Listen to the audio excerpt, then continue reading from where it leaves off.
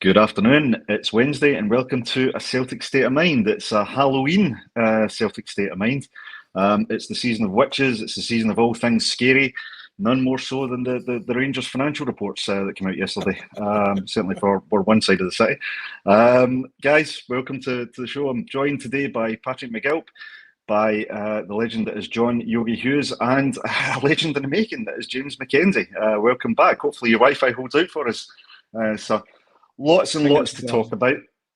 Fingers crossed, absolutely. Just make sure you've got that money in the meter. But yeah, lots to talk about on this Wednesday. Can I just say, to start off with, I think it's unfair that Patrick got no legendary association at all. Is he not even a legend in his own lunchtime? I was getting there. He's wearing a top that deserves special mention. So I was holding off on that. But yeah, Patrick is also a legend in me. The only one that's not legendary is me, or I'm notorious, I think, more for banning people. Anyway, great to see everybody. Thanks everyone for joining us. We're building up the numbers already. Lots to talk about. We've got the game tonight, which is the obvious one. Celtic against Dundee, kicking off at 7:45. I'll be on tonight with Paul John. Paul John is taking a much-earned rest today, rather than out doing Acsom business. I say rest, but he'll be working. He'll be doing stuff. I'm going to bring this up before we do anything. Paddy, you keep poking the bear, mate. You keep poking the bear, and one of these days, I mean, all it takes is just one of these fingers to go. But yeah, that's all I'm saying. However, this will take a wee bit personal. Oh, I can't be bothered when Chris is hosting. I've only just started. I mean, at least get 20 minutes into the show before you start hitting me with that stuff. But no, that's fine. I appreciate. I am a poor substitute for the master that is Paul John. Anyway, as I said, we've got the game tonight, which we'll be covering at 7:45. Lots to talk about in terms of the weekend performance. Talk about get your thoughts. The negative Nancy's that were on last Wednesday with your 3-1 defeat predictions. Know exactly who I'm talking about on the one show that I'm not there. We've also got to discuss, John. I don't think we'll get away with it. The events happening across the water, across the Clyde, our rivals. Big game for them tonight. Huge game for Aberdeen. I think myself and James were talking with Paul John before the show. Could be a bit of a pivotal moment in the season in terms of what that could mean. I mean, an Aberdeen win would be very much like kicking a wounded animal. Could have a real downstream effect on Rangers' abilities this season, and that coupled with the bad news again, is this Aberdeen's moment to step in and break the status quo and split the two Celtic club, two Glasgow clubs rather. But first of all, let's get to events following the weekend. I think a couple of things to discuss. So, Patrick, the legend, Patrick, wearing a retro top. If you could just pop up a little bit and show us the shirt. Look at that, the old CR Smith. There you go. I mean, that's what resonates with me as a fan is the CR Smith as a sponsor. That was the era that I remember supporting. All my childhood tops had that sponsor. Patrick, great result of the weekend. Lots of things to touch on from McCowan's performance. I think we were all clamouring for him to come in. Thought he did excellent, and I mean, if you're going to cap your performance with any statement of intent, I think a goal is the right way to do it, and it was really well taken. But a couple of other points to touch on there. We've got Valle coming in, and he looks to be getting more and more comfortable in that left back position and taking his opportunity with Taylor being out rather. We have been seeing reports that we're looking to cash in on Alessandro Bernabe as well. So again, left back is definitely worth discussion. But let me just touch on, first of all, what was your thoughts on the game overall at the weekend and McCowan's performance in particular? I thought it was quite good. I thought we were a lot better in the second half. First half, throughout the game, I mean, we played well, but I think we played well without even getting out of first gear. We were never sort of crisp and pristine, but we always looked fairly comfortable after we get the opening goal. Obviously, Lennon Miller hit the bar twice in quick succession. That was probably the two scariest moments of the game. But, I didn't think it was, when it sounds terrible saying it, I didn't think it was vintage Celtic, but we still looked very comfortable in the game, passing the ball about. We really, really easily. Second half, we did step it up a gear, to be fair. We looked a lot better in the second half. Obviously, go on and win 3-0, but I fairly enjoyed it. We obviously struggled against Motherwell last year. Two last-minute winners there last season with O'Reilly and Ida, and then Palmer making it 3-1 back in February. And we have the disappointing draw. It sort of kicked off a horrible winter for us at Parkhead at the end of November, that 1-1 draw against Motherwell at home. So always good when you can have a comfortable performance against a team you struggled against the year before. We've seen that against Kilmarnock, and we didn't really struggle much against them last year, but we obviously had a comfortable performance against Rangers in early September as well. So all our sort of quote unquote bogey teams, Hearts as well, sort of quite easily brushed aside. We've done really well this season. 9 games in, 8 wins, 1 draw, 25 points, vastly superior goal difference to both of our title rivals, if you can call them that. And tonight, I don't want to write teams off, but Dundee at Celtic Park really isn't a game that we should struggle in. I'm sure we'll come on to talk about Dundee later on, but had a pretty good season last season under Tony Docherty. Having a decent season this season, that they're in 8th on 9 points. I think for Dundee to be sort of knocking the door on top 6 is probably quite a good season. So maybe not an easy game, but certainly a game you expect to win tonight. And I mean, it's all going well. It's just big preparation for the semi-final on Saturday, and then the Leipzig game Tuesday next week, which I'm sure we'll come on to talk about as well. Absolutely, yeah. If we get time, we might have to stretch to 2 hours there. And you talk about Dundee having a great season, and obviously we've been fortunate enough to, although I don't think many of us felt it at the time of the signing, but we were fortunate enough to take, I think, one of the catalysts for that great form from Dundee from last year, and Luke McCowan. What do you think, James? Would you unleash McCowan tonight against the Dons? Yeah, he's done nothing to warrant losing his place in the team. I think he's got to come and stay in the team for this game against Dundee. He was absolutely incredible at the weekend, as we all know. I wasn't able to catch a lot of the first half, but I tuned in for the entire of the second half, and he was really strolling at running things. There was a lot of question marks when he signed from supporters over whether he can make this jump. Usually a player goes from Dundee to Hearts or Hibs before they make a move to a team like Celtic. He's made the jump straight there, and he hasn't looked like a fish out of water at all in the minutes that he's played. I remember when he came on for, I think it was his debut against Rangers, and he didn't look out of place there. Oh, and that's probably the biggest domestic game you can get as a Celtic player. He looks comfortable on the ball. He's a tidy player, and I think there's levels that he can go up in the Celtic career. I'd like to see him play in the Champions League as well for us, see how he matches up to that test, maybe even from the start. Because you'll know from Celtic teams gone by, you look at Strachan's team that got out at the group stages, there was lots of guys like Paul Hartley was playing in that team, guys who we had signed from other clubs in Scotland, and they've come on and been key parts of these teams that have pushed on and done some great things. Barry Robson's another one, if you remember, yeah. Barry Robson, another one. So fingers crossed he can keep his place tonight and turn in another good performance against his former team. Dundee are going to be no pushovers. I was there when we won away to Dundee at Dens Park last season when James Forrest got the brace, and Dundee gave us a really good game that day. And Brendan Rodgers was very complimentary of Tony Docherty, the style of football he plays. It's really always has been pretty complimentary of him. So they're going to give us a tough game, but I think Luke McCowan should keep his place. Yep, absolutely. And just before we move on to John, James, who, if McCowan was keeping his place, so what would be your midfield 3 for tonight? I would have Luke McCowan, naturally. Hopefully Cal McGregor is able to return. Has there been any news on that? Will he be back in the team? I've not seen anything. I was just checking up to see if there was any news. I've not seen any reports yet to see whether he's playing or not yet. So if we get that, we'll bring that. An illness. Yeah. I think it was just an illness that kept him out at the weekend. So hopefully he's back in the team. I'd have McGregor, McCowan, and then Arne Engels next to him. He's looked a bit off the pace the last few games Arne Engels has played, but when you pay £11 million for a player, he's most likely going to be starting every week. I would know from the way he started the Celtic career, if he can get that level back again tonight, then he will be good for the games going forward. Could be good. No disrespect to Dundee, but as you say, hopefully, as Patrick said, hopefully be a relatively comfortable win for us today. Although we know anything can happen during a match, but it could be a good confidence builder for Ingles. John, there is a big topic that I do want to come to you on, but I'm going to save that for the moment, and then myself, Patrick, and James will sit back and let you go. But I think just last point on the match, we've obviously seen the partnership of Scales and Trusty at the back alongside Alex Valle, with AJ stepping up and doing his usual job. Carter Vickers made an appearance during the game. The assumption is he's now fit and well to play. What would be your preferred centre-back pairing? Because a lot of people clamouring to see Trusty and Carter Vickers as a partnership. Obviously, international teammates, natural right side and left side.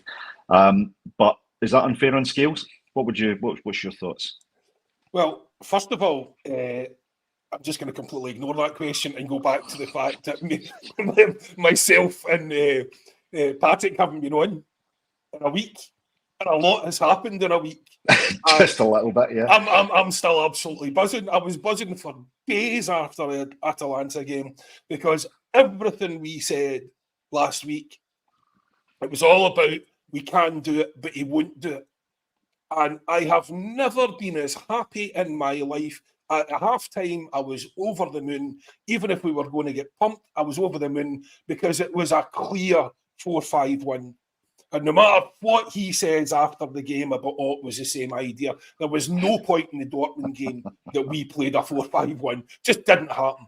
So I don't care what the manager says. He absolutely changed that. And it was, I've never been so happy for a 0-0 dribble. I've never been so happy for a defensive display, not because of the point, which was invaluable, because it proved that he's changing it and adapting to the conditions. And that's essentially, what we said last week was so frustrating, because we thought we were going to go down the old Ange road of, we're going to die on this hill.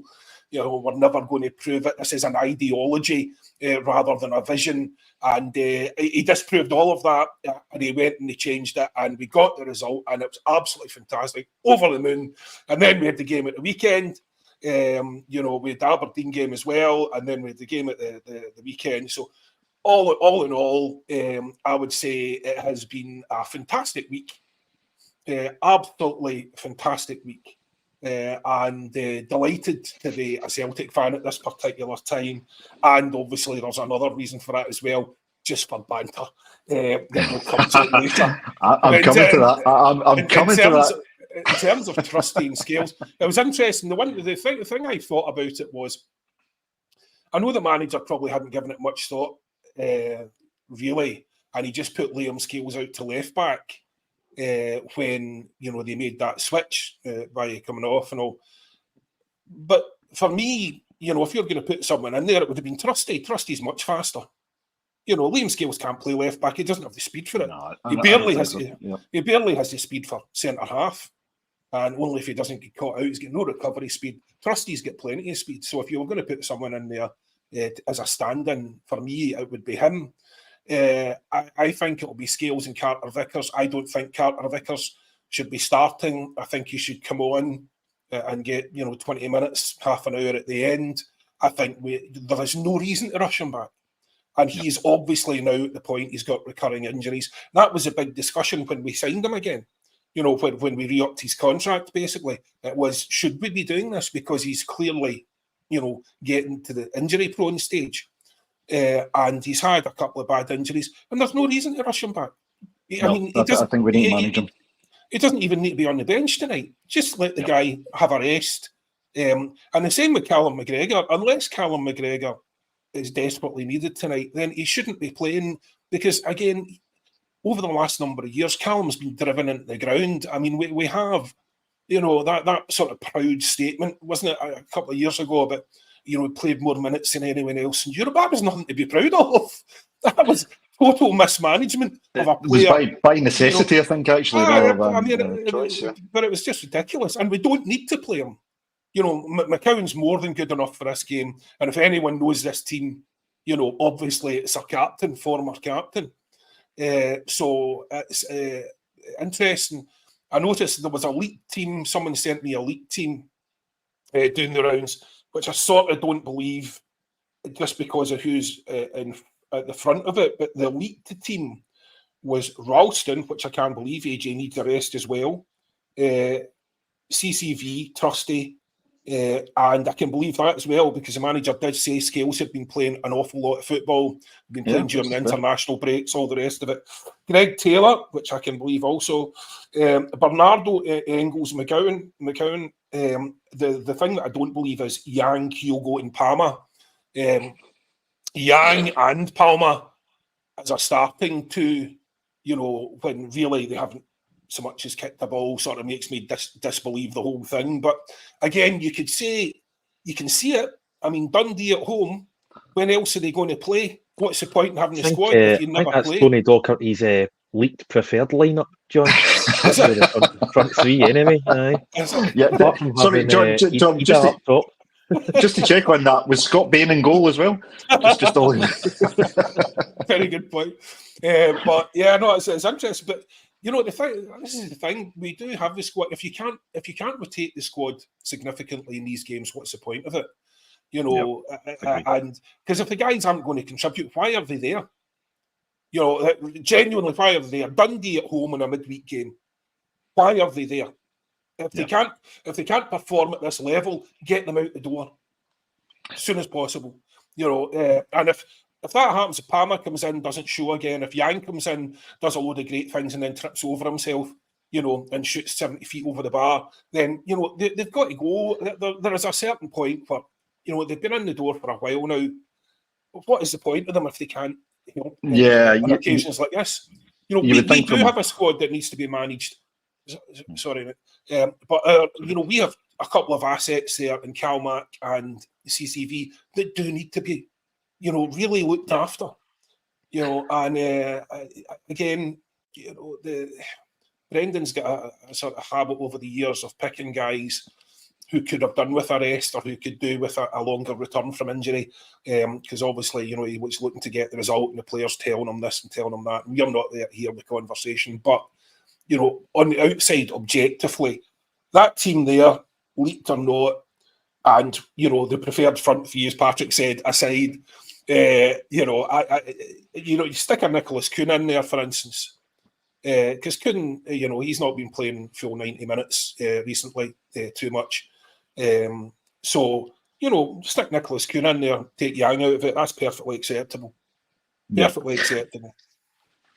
I think some great points there. I mean, I think the point I was going to jump in with when you were talking, and apologies for interrupting. I should know better than to interrupt the you made me wait 10 minutes to speak. I know. Rookie mistake. But the point I was actually going to support your point, but it's exactly that about the squad depth. One of the things we've spoken about this season quite a few times is the improvement in squad depth and actually having more quality in depth as well.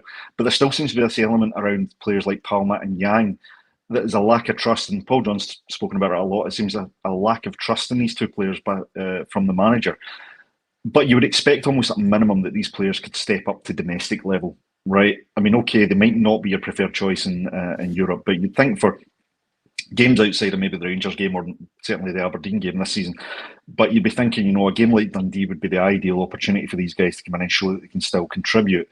But if they don't make an appearance, or if they make an appearance and don't really make the grade, I agree with you. I think you have to start questioning, do we continue with any sort of investment in these players? Do we continue to keep them on the books, or do we look to either recoup some of that investment through a January sale? Do we get them out on loan to see if they can be developed, but out with our system?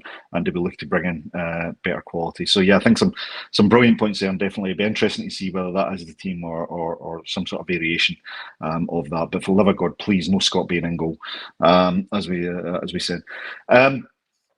John, next one I'm going to come to you on will be a topic I know you'll enjoy speaking about, so I'll definitely get there. But I think, just going back to tonight's match, Patrick, obviously I think there's an opportunity here to get maybe a little bit of statement win, keep the momentum going into the semi-final. We've got the European game coming up, which is important. We keep players fit. Big concerns over Ida. I've not heard reports yet on how severe the injury is. I think he was waiting for a scan, was the last thing I felt. But we've spoken about having good backup in certain areas. I think the wings and maybe the forward line are the two areas that we could use another player or another option in there. How big a loss would either be if he was to be injured for, let's just say, a substantial period of time? And is it something we should look to try and address in January? It would be a loss. It would be a great loss.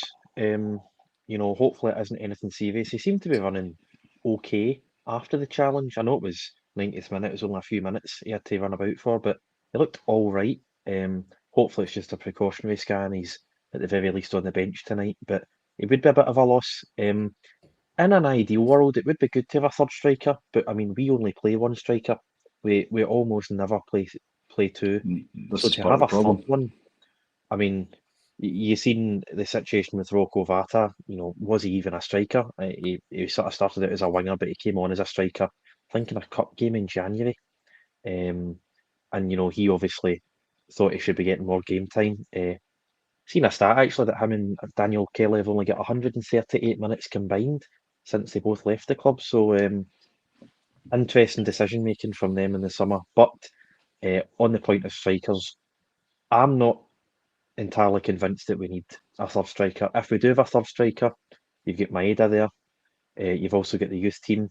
I'm sure there are plenty of people who want to see more youth players involved. When you're talking about the 8-man Scottish quota for the European squad, I think personally we should be filling that with youth players because, realistically, you're probably going to have one first team, one backup, and then you've got 4 or 5 extra spots there. You can fill it with youth players, give them the experience. Absolutely. If they need to come on, so be it. You've seen Frame come on at left back / left wing against Feyenoord back in December. So it's not a total disaster to have youth players involved in European squads, never mind domestic squads. So it would be nice to have a third striker of some quality. But I think these positions should be filled by youth players.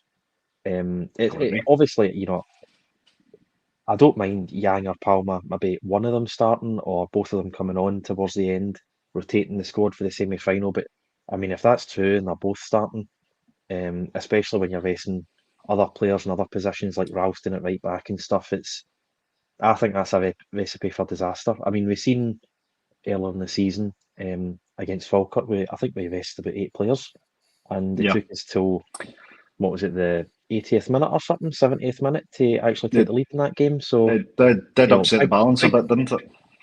Aye, we've got a big semi-final at the weekend, and that's obviously followed up by a big European clash on the following Tuesday.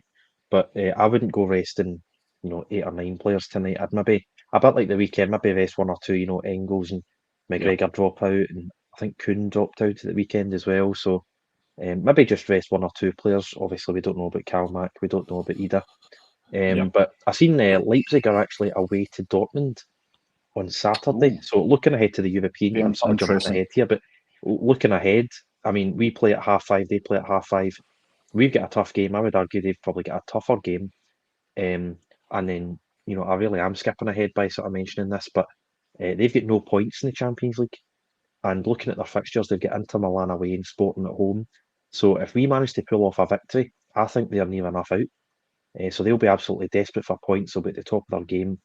So Tuesday will be a very difficult game. So, I'm not saying Dundee will be a walkover, but for the 3 games we've got in the next 7 days, this should be, the easiest. And to maybe sort of get it done and dusted, first 45, first 60, and then make the changes, I think that's probably how Brendan's going to go tonight. Yep. Makes sense. Absolutely. No, I totally agree. Okay, last point on the games tonight. And I think you'll get your view on the European game as well, James. I mean, I think Patrick makes a great point. Every Champions League game is going to be difficult, but when you've got a team that are really clamouring to get points, they're up against it. Similar to maybe how we are with our congested fixtures. It's important that we have the same level of concentration that we showed against Atalanta. I actually have not really spoken to you about the Atalanta game, so should we approach the game, the Champions League, the same way as we did against Atalanta? So the game against Red Bull, should we play that slightly more conservative, keep possession, cut out the silly mistakes? I mean, how do you see that as approaching that game? I'm conflicted because it's a Champions League game at home at Celtic Park. So I think I would be pretty frustrated if we were to sit back and not go for it. We always have the feeling of going into Champions League games at Celtic, but anything can happen. The atmosphere around the game, all that sort of thing. So I'd like us to go for it, but I'll repeat you the performance against Atalanta. I don't think would you take a draw from this game? I think you definitely would. Like, we know how good Red Bull Leipzig can be. I think, as Patrick mentioned, I've got no points in the Champions League so far.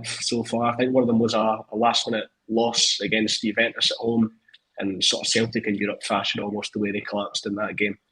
But I'd be looking for us to go for it against Leipzig because we are at home and everything that surrounds Celtic games in Europe. Just looking at the game again tonight, I don't really like rotating the team far too much. We know how important Kuhn and Maeda are with their tracking back and helping out the fullbacks. So I don't think changing the fullbacks and the wingers, I think that throws things up in there a little bit too much. You're not going to get the same work rate from Yang and Palma as you are those guys. It'll be interesting if Palma does start. I was surprised when Rodgers subbed him on against Atalanta. Like, going into that Atalanta game, I was of the view of Patrick and John. I was thinking, another hammer, and here we go, 3-0. And I was watching from behind my couch with my hands covering my eyes, but I was delighted with the result in the end. I know it's only a draw, a 0-0 draw, but after 7-1 hammer on the road in the previous game, you take that every single day of the week. And it's taken this long for Brendan Rodgers to finally change things in Europe. After going with this reckless approach, just being open to getting battered off these teams over and over and over, he's finally changed things. It's produced results. So, I mean, I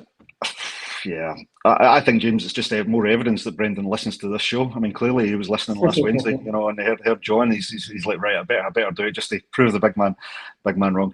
All right, guys, I'm going to bring up some comments, and then John, we'll sit back and just let you go, mate. But so first of all, John Mullane, great lineup today. Thanks, John. Nice to see you. I'm assuming you said that before I came on, and you knew I was hosting, but that's fine. Don't mind that. I know this is a Celtic podcast. How many will Aberdeen score tonight? That comes from James Carroll. And yeah, absolutely. We're going to touch on that in a second. And James, you come in again. Might see some key players being rested tonight with the Champions League game in semi-final. So I think, yeah, exactly what we're talking about there. But I think there is a balance to be had about maintaining momentum and not upsetting the balance by making too many changes. So absolutely. Paul Henry comes in, last 10 games, the Dons versus Rangers went 7 in favour of the Rangers, 1-1 for Celtic either way. Well, I think I don't think there's quite a 50-50 split on who wants who to win here. Some people have mentioned a draw. I think the bulk of us know exactly who we want to win that game. P&L, you're in. Casper Ralston, CCV, Trusty Taylor, Engels, Bernardo, Yang, Kyogo, Palma, leaked again by Scott Bain. Yeah, maybe that's the only reason he's hanging around. Maybe he's getting paid for these leaked teams. And then last one up, Stevie B. Afternoon, guys, from sunny Lanzarote. Thanks for rubbing it in, Stevie. Here's hoping for a comfortable 3 points tonight at Celtic Park, and whatever happens at Pretoria happens. Hail, yeah, absolutely. Hope you're having a great holiday. And Paddy actually comes in. Just one last point. I'm surprised the team hasn't been leaked yet. Well, there you go. Now, there is obviously another game tonight, and it's not often that we kind of have that sideways look at another game where we're playing. But John, we've got our closest rivals and another team called Rangers playing tonight.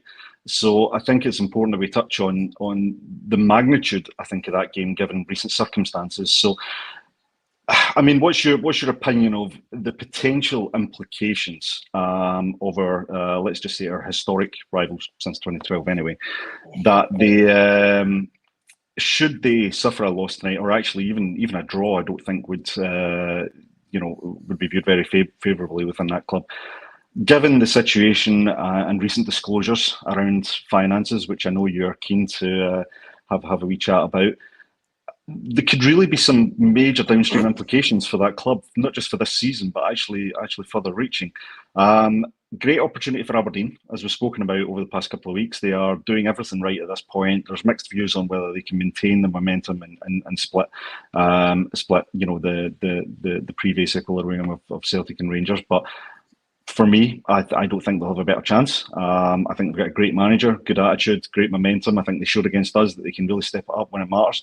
I think this is a huge game for Aberdeen. And James, you made the point. This is potentially, from an Aberdeen standpoint, a bigger game than the game against us, because this is their opportunity to really extend that gap. Whereas I don't think they would have viewed coming up against us, with the greatest respect, but with their resources, with their form this season, with everything we've got at our disposal, but they do have a realistic chance to go and really make the mark here. John, I'm going to sit back. James, sit back. Patrick, sit back. John, the floor is yours. Mate, you don't need to sit back. You're all right. Jump in at any time. Although I did the comments are making me laugh. Today they've been very funny.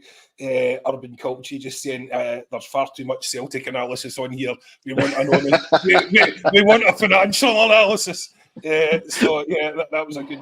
Never let it be said, John, that we don't give the people what they want, right? Never let it be said. See, before I get torn into this, can I just give you a wee laugh? A thing I shared on, just apropos of nothing at all that we're talking about.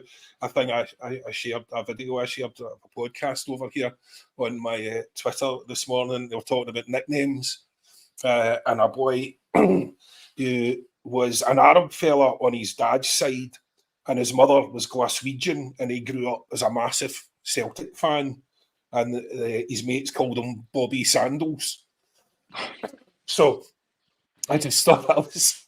I've seen that before, yeah. Absolute peach. Absolutely brilliant.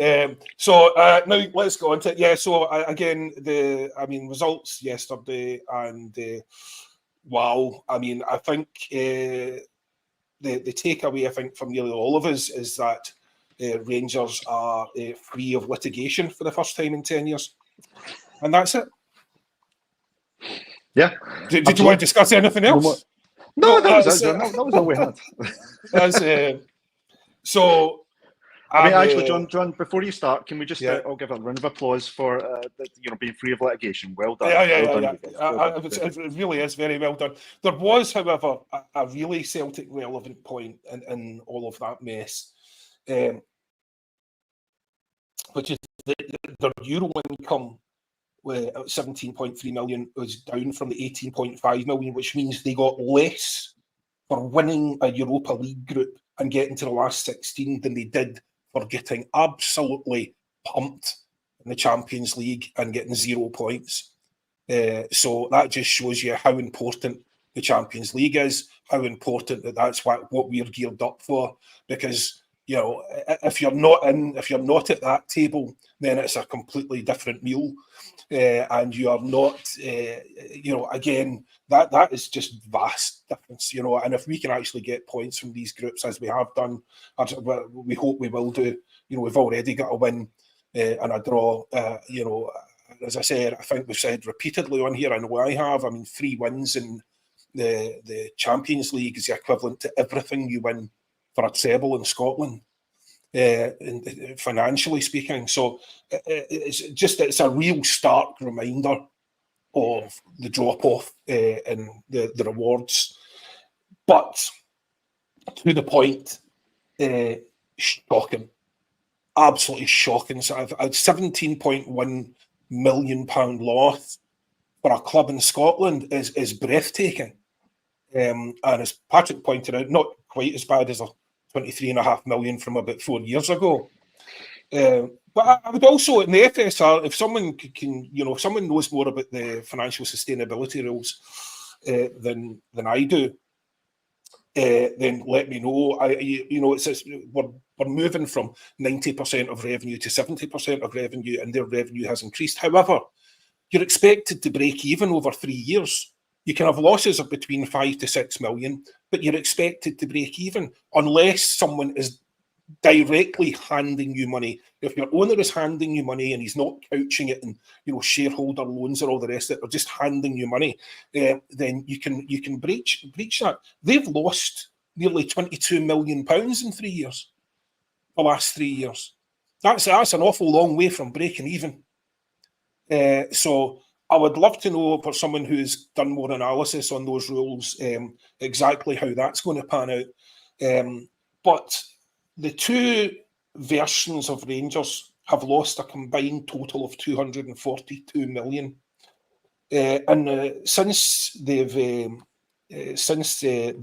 zombied, they used to call it phoenixed, but they were liquidated, so you can't phoenix from a liquidation. You can only phoenix from an administration. So since they zombied and came back, they've lost a total of 126.81 million in 11 years. That's £11.5 million a year. That is not even a vague, pathetic attempt at a viable business. I don't. What is that? How is it still afloat? It's just. I mean, I don't know who their bankers are, but it's getting probably very close to the situation it was before. Too big to fail. You're already into them for so much money. But I don't know how they're still afloat, quite frankly. In accountancy terms, your liquidity is measured by the ratio of what you owe in the coming year. So effectively what your debts are in the coming year and what you have available as assets to pay them. You want that to be as close to 1-to-1 as possible, if not more than 1-to-1. They owe 84 million and they've got 35 million in assets with which to pay it. So that's 0.4. That's it's not a functional business. It is not. We keep on saying it and we keep on proving it. It is not a functional or viable business. They could well lose they're going to have if our coefficient doesn't improve, they could well have 3 qualifying games for Europe next year and potentially lose £20 million there. It's just, I don't know how we're supposed to take this seriously in terms of why don't we have a financial regulator in Scotland? It's outrageous that we don't. Yeah. It's outrageous that the club is being allowed to just continue down that road. Because they're going to go and they're going to take a load of small businesses with them again. They're going to owe money to people again. The one thing about the FSR regulations is all your taxes and your transfer fees must be paid on time. Taxes is, I just thought that was quite funny. So essentially, I don't understand, and this is why they don't, there's resistance and pushback on a financial regulator in Scotland because of this. It's all the institutions and the sort of the built-in bias that we experience elsewhere are pushing back on it because we don't want this reined in. I remember we were talking last week, Patrick, weren't we? I think it was Alan had said about them living within their means and having to live within their means, and that's like purgatory for them. That's much worse than anything. But the point I made was when I diverged this, what means? Living within what means? Do you know what I mean? They're already broke. They were homeless at the start of the year. They're completely broke. In fact, they're not broke. Broke is having zero. They have 11.5 million less than brokes every year. If they had a massively good year, like next year, a sensationally good year, and everything turned their way, they would, they are reaching for broke. Broke is their target. They're absolutely, if they ever get to zero, it'll be a miracle. They're just a loss-making machine. It is unbelievable. And they talk about built-in foundations of sand. Don't know. I don't know. They couldn't afford the sand. I don't know what the foundations are built on. Probably asbestos, from what I gather. Or dodgy concrete. Again, it is farcical. It's absolutely farcical. It's farcical that they're allowed to compete with clubs like Aberdeen. They shouldn't be allowed to compete. There should be a restraint on. They still get the biggest wage bill in Scotland. That is insane. That is literally insane. I don't even know what to say about that. It's beyond, parody. It's just an absolute nightmare. And how can they go out against well-run teams, right? And we seem to be comparing. This is what we complained about the whole time. This is what, the kind of stuff that put us in trouble. They spend money they don't have. Yes. And then they get rescued. It's basically like the whole thing. If you've ever seen The Big Short and all that, all those films about the financial crash, it's all the bankers packaging up this stuff. They know is going to implode, explode, whatever you want to do. But they also know they'll get bailed. they'll get bailed out. And that's exactly what happened. And it is so unfair on the rest of the teams in the league. Now, it's not unfair on us because we are, obviously miles ahead of them, but, at this point, but it was before when they were spending piles of money and we were second place. And, but apparently that doesn't qualify as a competitive advantage. Well, it certainly does. Yeah. It certainly does. By any objective standards, that inquiry was an absolute disgrace. And any objective standards, that is a competitive advantage. And it's a competitive advantage now. They have the advantage against Aberdeen now. They have the biggest wage bill in Scotland, and they don't have a coin. Let's not, do you know what I mean? Let's call it for what it is. Let's not just, look, it's a bit of banter. The Rangers have got, terrible accounts. No, it's more than that. It's cheating. They don't have the money. They are being allowed to cheat. It is financial doping. They are a massive advantage against the likes of Aberdeen and other clubs that are trying to run themselves properly. And it is hugely unfair. It shouldn't be allowed. They should. The sooner they are deceased this time, preferably for good, the better. Yeah. I mean, how do you follow that, guys, to be honest? But do you know what? Look, and I want to make this really clear. The reason we're talking about this on a Celtic podcast is not, there's an element of banter about it, right? I mean, there always is going to be. And I want to make that clear. None of us likes to see anybody in this country lose their job, right, through financial mismanagement, anything like that. That's, and we'll never, ever support that. But to your point, John, the key thing here is the competitive advantage, right? That's one of the key elements for us, just purely as football fans, right? There's a lot of other elements we can look at, and rightly so, but the competitive advantage. Now, you've got a team like Aberdeen who are playing Rangers tonight, and Aberdeen are doing their damnedest to try and do something this season, whether that's, finishing second, getting in Champions League, or the opportunity to go and play at the Europe's top table. And look, they are resource and profile. They're miles off our club at the moment, through no necessarily fault of their own, but just simply the way things pan out.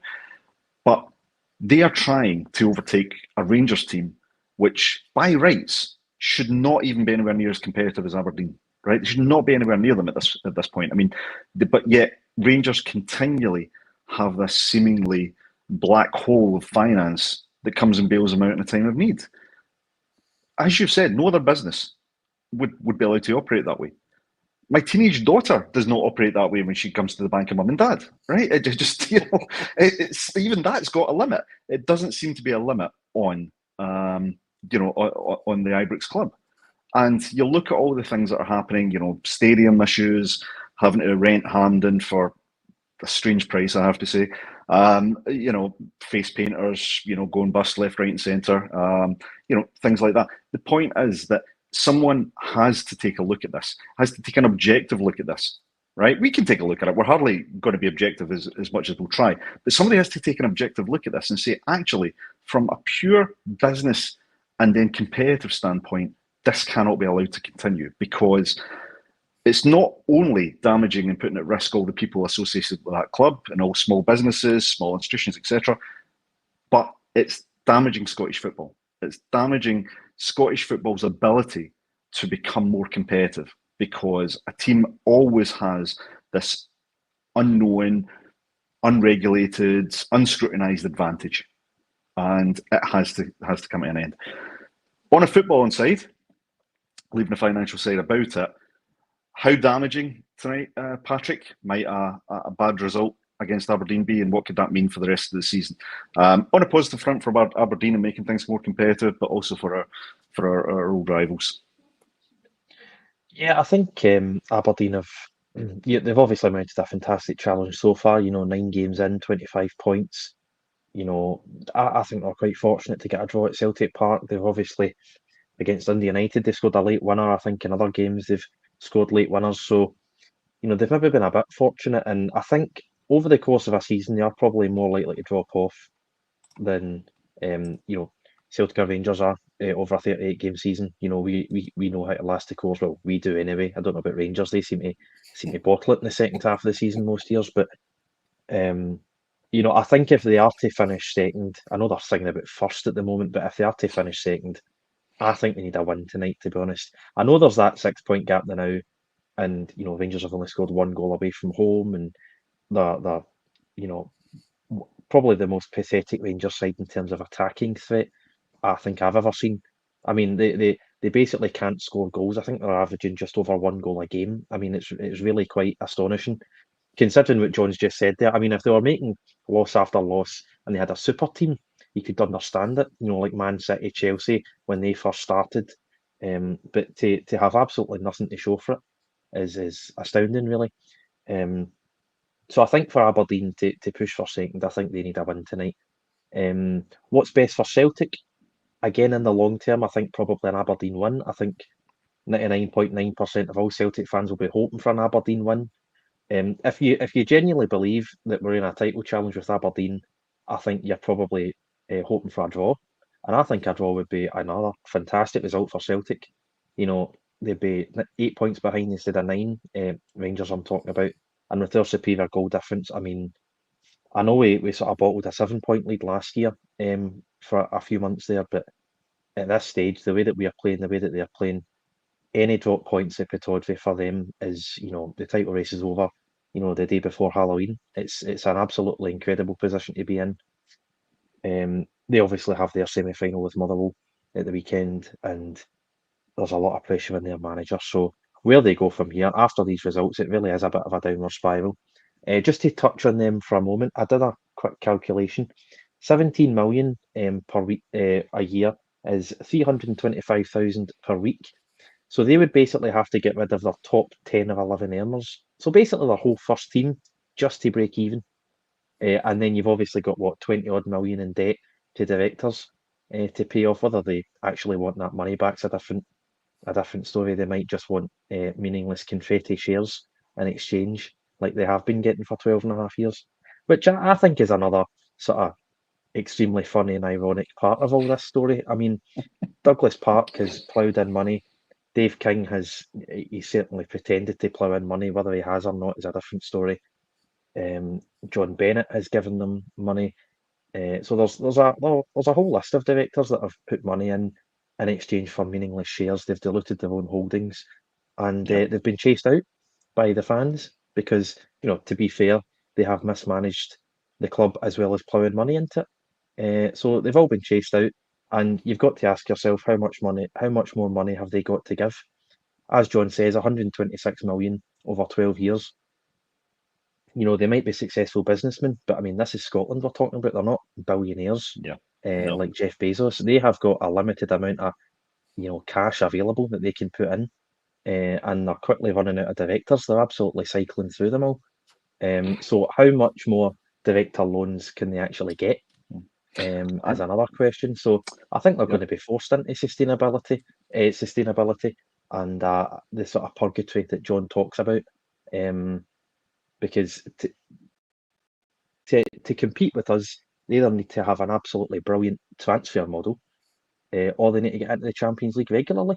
And at the moment, that is years off, if it's even possible. So this sort of permanent purgatory that they have, Alan Morrison talks about the 8 to 10,000 seat advantage that we have every single year on year. So to compete with us is years away, if it's even possible at all. And it bodes well for us. I look forward to, we're going to be at least 6 points clear tonight, hopefully maybe 8 or 9.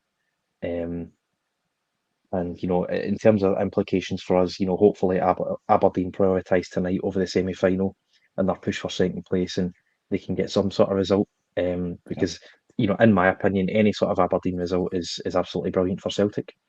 Yeah, but there also is one thing that we also have to touch on, is the fact that they've given a manager a long-term deal. He said the manager's under pressure. Actually, I think he might be under the least pressure of any member of that club at the moment, because he's got a long-term deal. He's protected at the moment. I can't see him walking away for nothing. Especially at a club that doesn't do walking away, as we've said many times, although they seem to be doing an awful lot of walking at the moment.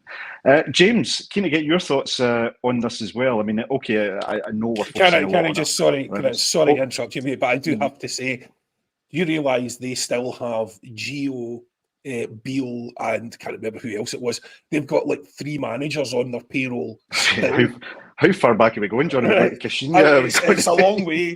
And I think Clement would make it 4 managers on their payroll, you know, if he goes, that they were paying that.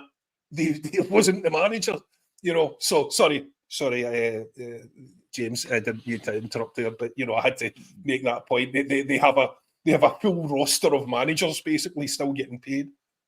Unbelievable, James. I've got no 10-minute blockbuster financial monologue like Big John to go on, but I can weigh on the football side of things, that's for sure. Go for it, mate. A Manchester United fan and despicable, I know, a Rangers fan, shock horror. And I told them both before the season started that by Christmas, Ten Hag and Clement would both be out of a job. Ten Hag's gone on Monday, and I think maybe even by tomorrow or Friday, I think Clement could be out of a job if they lose up in Aberdeen. I've remembered that game for a good few weeks now as a massive banana peel for Rangers and a massive game that could see if Luke Clement lose his job because the pressure is mounting, the performances aren't good. As Patrick's mentioned with the stats, they're not scoring goals, which is an average of 1 a game in the league. It's not looking good at all. And the thing is with that team, there's not really any shining lights either. Usually in a team that's playing absolutely terrible, one decent performer is the glimmer of hope. And I remember in the 10-0 season, David Turnbull was our glimmer of hope. And Rangers don't even have that at the moment. I think Aberdeen look a really game team. We saw it when they came to Celtic Park. There was plenty of opportunities for them to score goals. It could have even went 3-2 up at a point. I do still think Celtic did enough to win that game, and I was stunned that we didn't win it. But I could see Aberdeen definitely getting a win tonight, and that would be an absolutely massive result for them. I mentioned off there before we started that I think the game between Aberdeen and Rangers tonight is going to be a bigger tell for the title race or how the league's going to shape up at the end of the season than the game between us and Aberdeen a few weeks ago at Celtic Park. So I'm still fairly confident that we'll be about 9 or 10 points clear by January or maybe even February time, perhaps even sooner, depending on how quickly Aberdeen fall away. But I'm certain of at one point they will fall away, because they don't have the resources, they don't have the quality players available at their disposal like we have to hang on and brush teams aside. We can field a second-string team filled with £3-4 million players and sweep most teams in the league aside. That's just the way things is. Aberdeen don't even have that luxury when they're fielding their strongest starting 11. But they could get a massive result against Rangers tonight, and whilst Rangers have been in poor form to start the season, that would make the picture also clear to them all. Because they've all been talking about Aberdeen, we're going to finish second. They've been taking the same sort of outlook on it as us, as Aberdeen are getting a bit too ahead of themselves here. But if Aberdeen beat them, then that paints the picture clear for everybody to see that they are, at this current moment, the second best team in Scotland. And as the tagline says, it could spark the mother of all meltdowns that we're going to need to just sit back and enjoy as it all happens. Absolutely. No, I think it's a great point. And look, as I've said already, from a football perspective, this is about, it's banter, it's lording it over our rivals. But we obviously don't want to see anyone going into financial difficulty and lose their job. But as an institution, bring it on. Absolutely. I mean, bring it on. A toxic in so many ways, and I have very limited sympathy with the powers that own an institution. But certainly none of us would endorse seeing your ordinary working man in the street loses her job. So yeah. Can I just say, mate? Just to clarify that again. Rangers are effectively financially doping and cheating and shouldn't be allowed to exist. So, if that means people within Rangers lose their jobs, then hopefully they'll get a job with, whatever, Partick Thistle or whatever club emerges in Glasgow, and they can come up and do it. It's the associated businesses I would feel sorry for. Businesses that have contracts with them, news agents. And most of all, we need to protect Glasgow's face painters. I do. I still go back to the old Kevin Bridges sketch where he talks about the first time the club went into a complete meltdown, and he just talks about the fact that what we're going to spend money on. You've got the wee junior executive running about saying, but I want a face paint. Look at it, it's brilliant. I've got the tiger and all that. It was just, if you've not seen it, look it up. It's one of the funniest sketches I've ever. I don't think there's a Celtic fan in existence that hasn't seen that sketch. I've seen it at least 20 times. Absolutely brilliant. Never gets old. Hopefully we'll get an updated version at some stage. Guys, obviously conscious of time. I want to talk a little bit about the.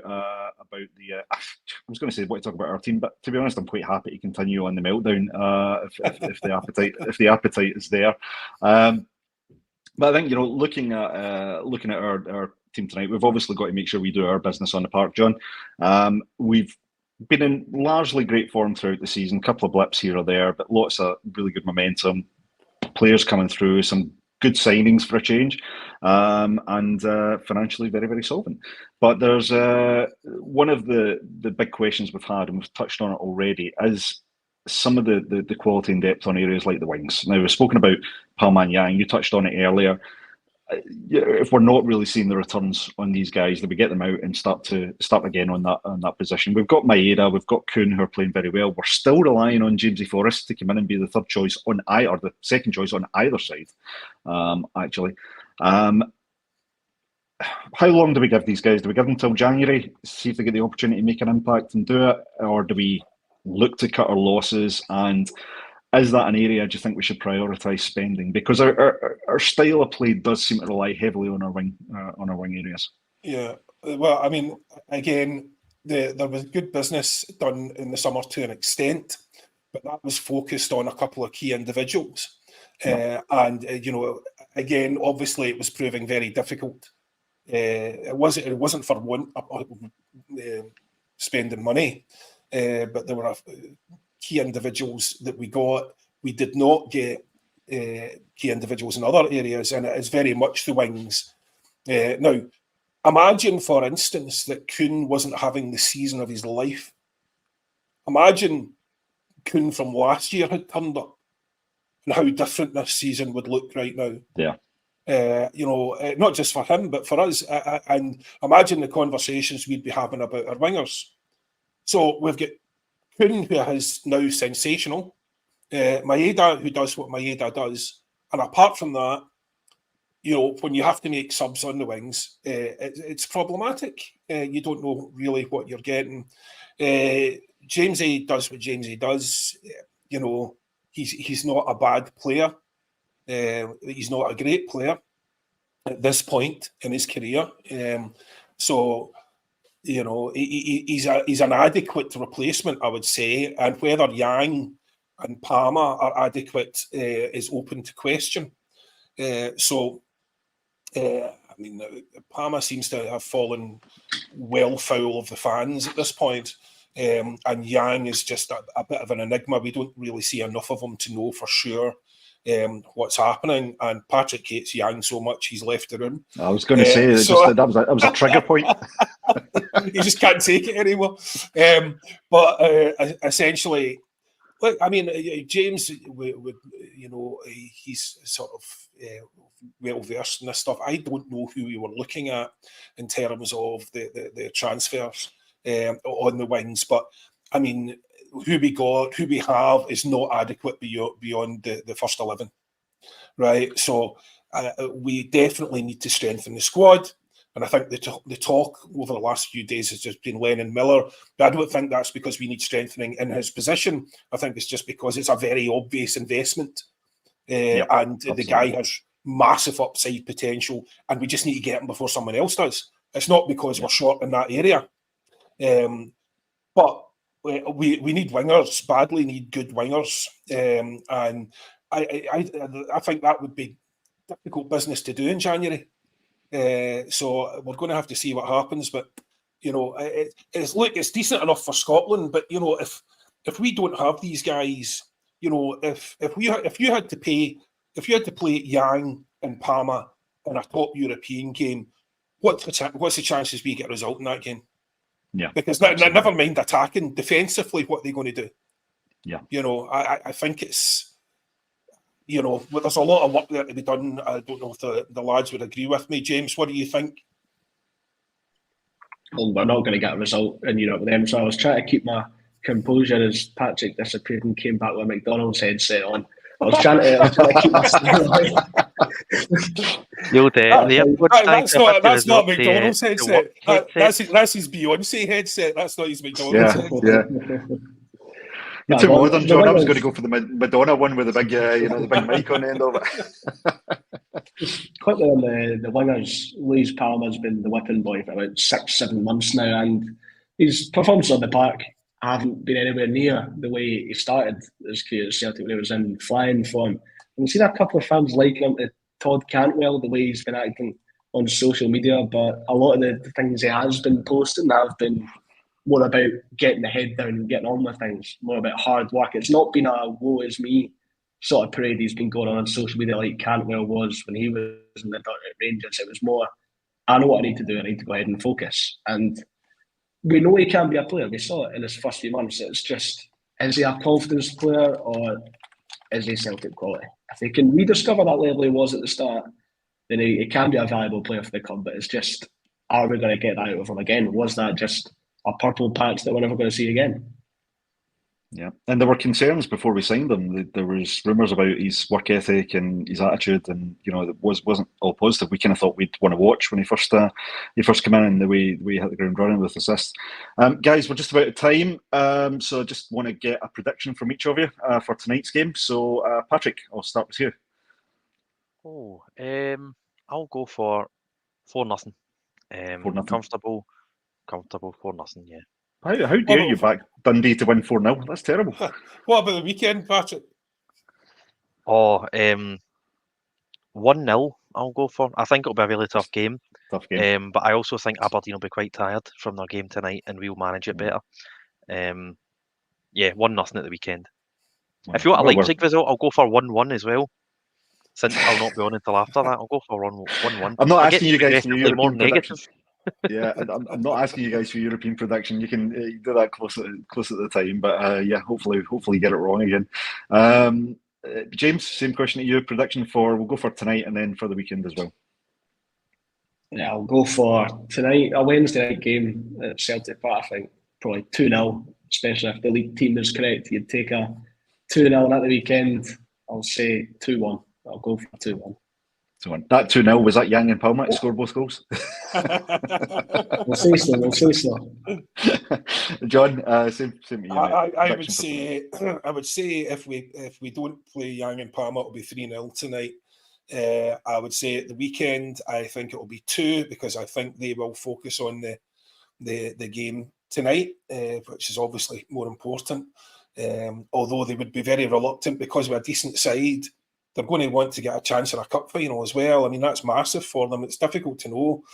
I think they're just going to give it a lash both games as hard as they can. So, but I still think we're better than them, and I think we let things run away from us in that last game. I don't think we will again. I think it'll be 2-0 at the weekend, and I agree with Patrick because it's a Tuesday night game, so we'll not be back on. I think it's a 1-1 seems reasonable to me. I was there though the last time Leipzig played us at home, and they ran out fairly comfortable winners. So I don't, unlike James was saying earlier, I don't think if we played a 4-5-1 and tried to hit them on the counter again, pretty much as we played in Atalanta, I'd be very happy with that. I don't want them starting to get ideas about, we're going to beat them because we're on our own patch. It doesn't matter that you're on your own patch, against high quality players. Just don't give them the space to flourish. That's all we need to do. I'll take a point all day long. Yeah, well, I'm going to assume you're saying that straight to Brendan, who clearly listens to the show, as we said earlier. So I'm going for. Guys, you did well, Brendan. You did well. Stick to it, man. Give us a job. We are at time, sadly, a couple of minutes over, so the boss will be getting me into trouble. Just to say, guys, thank you very, very much for helping me today. That's made it dead easy. Brilliant show again. Thanks everyone who commented. Sorry I couldn't get all the comments up, but I'm not. I know the dangers of interrupting John when he's in full flow, so I wasn't gonna do that. We will be covering the match tonight with myself and Paul John and anyone else is joining. I think we usually get maybe a wee appearance from Sean potentially or anyone else that wants to join. I'll get my predictions in at that point. Hope you join us. Hope everyone enjoys the match. Hope we get a result in both games tonight and on towards the weekend. But all remains for me to say is thank you everyone for watching A Celtic State of Mind on Wednesday. Hail, hail. Morning, Hoops.